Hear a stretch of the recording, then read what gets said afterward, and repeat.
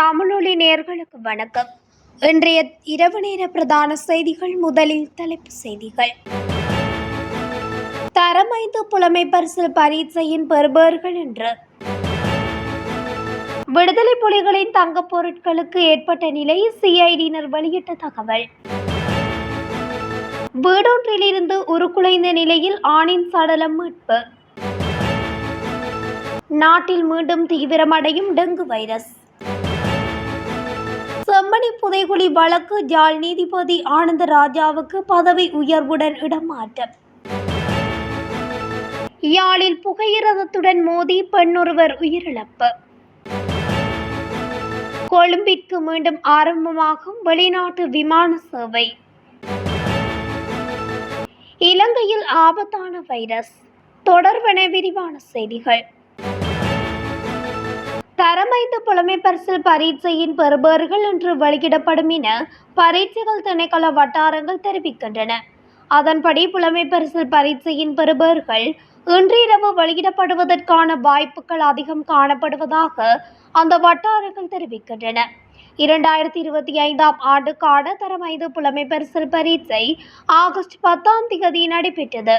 நாடு முழுவதும் 2787 மையங்களில் புலமை பரிசில் பரீட்சை நடைபெற்றது. இதேவேளை இம்முறை புலமை பரிசில் பரீட்சைக்கு தோற்றிய மாணவர்களின் எண்ணிக்கை 3,07,951 அமைந்துள்ளது.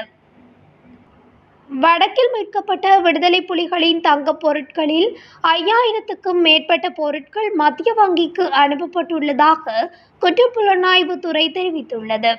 குறித்த தகவலை குற்றப்புலனாய்வுத்துறை நேற்று கொழும்பு தலைமை நீதவான் நீதிமன்றத்தில் வைத்து அறிவித்துள்ளது. அத்துடன் இராணுவ தலைமையகத்தின் பாதுகாப்பு பெட்டகங்களில் உள்ள தங்கப் பொருட்களை முறையாக எண்ணுவதற்காக தேசிய இரத்தின கற்கள் மற்றும் நகைகள் ஆணையத்தின் அலுவலகம் தற்காலிகமாக குற்றப்புலனாய்வுத்துறை தலைமையகத்தில் நிறுவப்பட்டுள்ளது. ஆணையத்தின் உதவியுடன் தங்கப் பொருட்களின் எடை மற்றும் மதிப்பு ஆதாரமாக பதிவு செய்யப்படும் என குற்றப்புலனாய்வுத்துறை அதிகாரிகள் தெரிவித்தனர். கடந்த ஏப்ரல் 29 மீட்கப்பட்ட குறித்த தங்கப் பொருட்கள் இராணுவத்தின் காவலில் இருப்பதாக பொலிஸ் மா அதிபர் பிரியந்த வீரசூரிய முறைப்பாடு அளித்திருந்தார். இதனை அடுத்து நீதிமன்றத்தின் உத்தரவின் பேரில் தங்கப் பொருட்களை எண்ணி அவற்றை காவலுக்கு மாற்ற இலங்கை மத்திய வங்கி நடவடிக்கை எடுத்துள்ளமை குறிப்பிடத்தக்கது. நிர்மாணிக்கப்பட்டு வரும் வீடொன்றின் 2ஆம் மாடியில் இருந்து உருக்குலைந்த நிலையில் ஆணின் சடலம் மீட்கப்பட்டுள்ளது. சமாந்துறை போலீஸ் பிரிவுக்குட்பட்ட பிர்தௌஸ் பள்ளி வீதி பிரதேசத்தில் இன்று மதியம் இவ்வாறு அழுகிய நிலையில் உருக்குலைந்த ஆணின் சடலம் மீட்கப்பட்டுள்ளது. சடலமாக மீட்கப்பட்டவர் கடந்த 15 நாட்களாக காணாமல் சென்றிருந்த நிலையில் இவ்வாறு சடலமாக மீட்கப்பட்டுள்ளார். நீண்ட காலம் நிர்மாணிக்கப்பட்டிருந்த வீடு ஒன்றின் 2ஆம் மாடியில் குறித்த சடலம் ஒன்று அழுகிய நிலையில் கிடப்பதாக வீட்டின் உரிமையாளர் முறைப்பாடு ஒன்றினை போலீசாருக்கு வழங்கியிருந்தார்.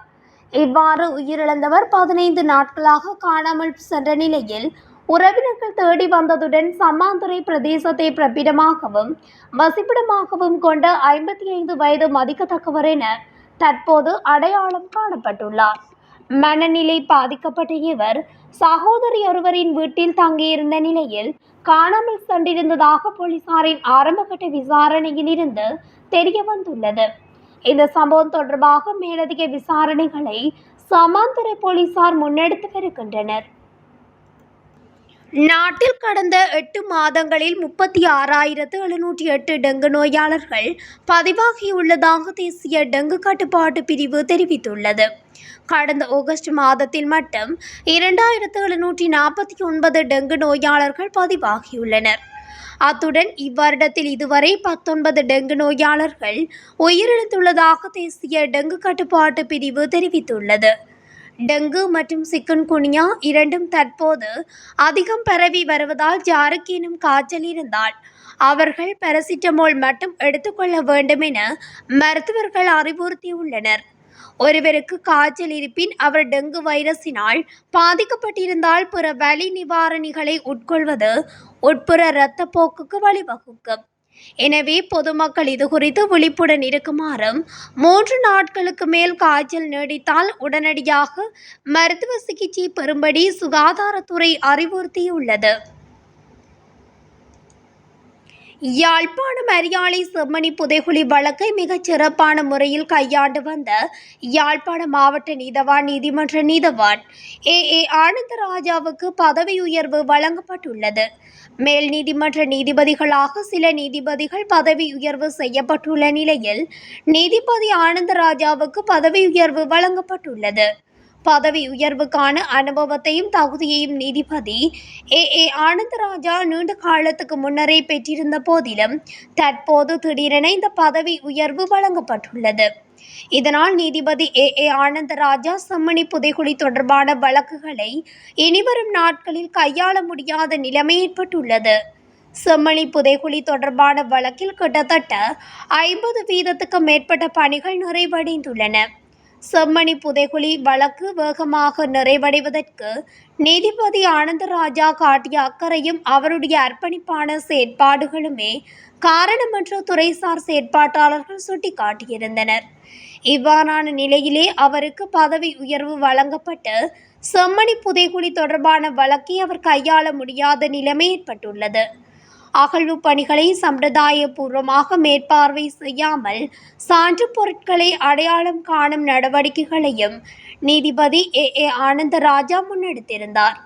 அத்தோடு அகழ்வு பணிகளின் கால அளவை நீடிப்பது தொடர்பில் காத்திரமான உத்தரவுகளை வழங்கியிருந்தார் என்பதும் குறிப்பிடத்தக்கது. யாழ்ப்பாணம் கொடிகாமம் பகுதியில் இடம்பெற்ற புகையிரத விபத்தில் பெண்ணொருவர் உயிரிழந்துள்ளார். சுன்னாகத்தைச் சேர்ந்த உசானத் சங்கீதா வயது 44 என்பவரே இவ்வாறு உயிரிழந்துள்ளார். யாழ்ப்பாணத்தில் இருந்து கொழும்பு நோக்கி சென்று கொண்டிருந்த இந்த புகையிரத்தில் மோதியே அவர் உயிரிழந்துள்ளார். தண்டவாளத்தை கடக்க முற்பட்ட வேளையே இந்த விபத்து இடம்பெற்றதாக ஆரம்பகட்ட விசாரணையில் தெரிய வந்துள்ளது. குவைட் நாட்டின் தேசிய விமான நிறுவனம் குவைட் ஏர்வேஸ் கொழும்பிற்கு தனது வர்த்தக விமான சேவைகளை மீண்டும் தொடங்க உள்ளதாக அறிவித்துள்ளது. அதன்படி எதிர்வரும் 26ஆம் தேதி முதல் குறித்த விமான சேவைகளை ஆரம்பிக்கப்பட உள்ளதாக தெரிவிக்கப்பட்டுள்ளது. அத்துடன் வாரத்திற்கு 4 விமானங்கள் என ஞாயிற்றுக்கிழமை, புதன்கிழமை, வியாழக்கிழமை மற்றும் வெள்ளிக்கிழமைகளில் இயக்கப்படும் என நிறுவனம் தெரிவித்துள்ளது.